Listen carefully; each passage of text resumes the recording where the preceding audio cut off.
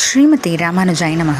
வசுதேவசுதம் தேவம் கம்சச்சாணூரமர்தனம் தேவகீ பரமானந்தம் கிருஷ்ணம் வந்தே ஜெகத்குரும். நாள்தோறும் பகவத்கீதையில் நாம் இப்போ பார்த்துட்ருக்கிறது க்ஷேத்ரஜ்ஞ விபாக யோகம்ன்ற 13வது அத்தியாயம். இதில் கடந்த சில ஸ்லோகங்களாகவே பகவான் ஆத்மா வேற உடல் வேற, ஆத்மாவுடைய தன்மை என்ன உடலினுடைய தன்மை என்னன்னெலாம் எடுத்து சொல்லிட்டு வர்றாரு. எதுக்கு இப்போ இந்த வித்தியாசத்தை நம்ம ஆழ்ந்து தெரிஞ்சுக்கணும்? ஏன்னா 2வது அத்தியாயத்துலேயே மேலோட்டமாக பார்த்தாச்சு இல்லையா? எதுக்காக ஆழ்ந்து தெரிஞ்சுக்கணும்னா, ஆழ்ந்து தெரிஞ்சுக்கிட்டா தான் ஆத்மா எவ்வளோ உயர்ந்தது அப்படின்றது புரியும். ஏன்னா நான்றது இந்த ஆத்மா தானே. இந்த நான்ற அந்த ஆத்மாவை திரும்ப திரும்ப கர்மத்தால் கட்டுப்பட்டதுனால தான் இந்த உடலெல்லாம் பிறவி எடுத்துக்கிட்டு உடலெல்லாம் எடுத்துகிட்டு இருக்கு. அதனால் அது இல்லாமல் இருந்துச்சுன்னா அந்த ஆத்மா எவ்வளோ சிறந்து விளங்கும் அப்படின்றதுக்காக தான், அதை புரிய வைக்கிறதுக்காக தான் பகவான் சொல்லிட்டு வராரு.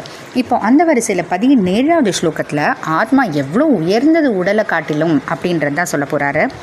ஜ்யோதிஷாமபி தஜ்யோதிஹி தமஸஃ பரமுச்யதே ஞானம் ஞேயம் ஞானகம்யம் ஹ்ருதி சர்வஸ்ய விஷ்டிதம்.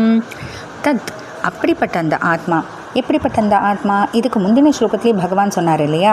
அதாவது இந்த ஆத்ம ஞானம் பெற்றிருக்கக்கூடிய அந்த ஆத்மா எல்லாருக்குள்ளேயும் எந்த பிறவிக்குள்ளேயும் வித்தியாசம் பார்க்கறதில்ல. ஏன்னா எல்லாத்தையுமே ஆத்மாவாக தான் பார்க்குது அப்படின்னு. அப்படிப்பட்ட அந்த ஆத்மா ஜோதிஷாமப்பி ஒளிப்படைத்த விஷயங்களுக்கு கூட ஜோதிகி ஒளி கொடுப்பவராக உள்ளார்னு.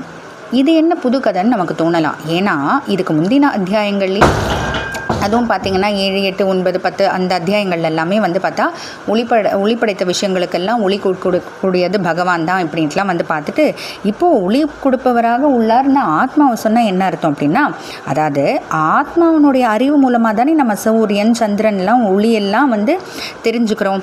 இந்த ஆத்மான்ற அந்த அறிவு இல்லைன்னா, இந்த வெறும் உடல் மட்டும் இருந்துச்சுன்னா எப்படி அதெல்லாம் தெரிஞ்சுக்க முடியாது இல்லையா? ஏன்னா வெறும் உடல்ன்றது அறிவில்லாத ஜடப்பொருள். அதனால இந்த ஆத்மா மூலமாக தெரிஞ்சுக்கிறதுனால ஆத்மா தான் ஒளி கொடுப்பவராக உள்ளார்னு ஒரு விதத்தில் சொல்லலாம்.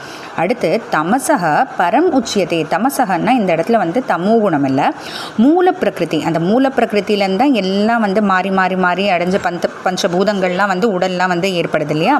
அந்த மூல பிரகிருத்தியை காட்டிலும் பரம் உச்சியத்தை மேம்பட்டவராக உள்ளது ஆத்மா. அடுத்து ஞானம் ஞேயம். ஆத்மா ஞானமாகவே தெரிஞ்சுக்கணும் அப்படின்னு சொல்கிறாரு.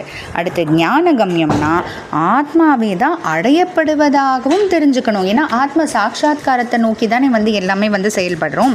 அந்த ஆத்ம சாட்சா்காரம் வந்த பிறகு தான் அதுக்கும் ஒரு படி மேலே பரமாத்மா உள்ளாரன்னு தெரிஞ்சுக்கிறோம். அதனால் ஞானகம்யம், ஞானமாகவே தெரிஞ்சுக்கிறது மட்டும் இல்லாமல் அதை அடையப்பட வேண்டியதாகவும் தெரிஞ்சுக்கோ. எது மூலமாக? இந்த பகவான் எண்ணி 20 பண்புகள், உயர்ந்த பண்புகள் சொன்னார் இல்லையா? அந்த பண்புகள் மூலமாக அடையப்படுவதாக தெரிஞ்சுக்கோ.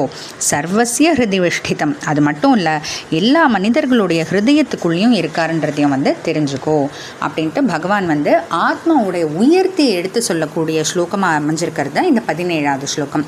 தொடர்ந்து வேறு என்னெல்லாம் சொல்கிறாருன்னு பார்த்துட்டே வரலாம். ஜெய் ஸ்ரீ கிருஷ்ணா.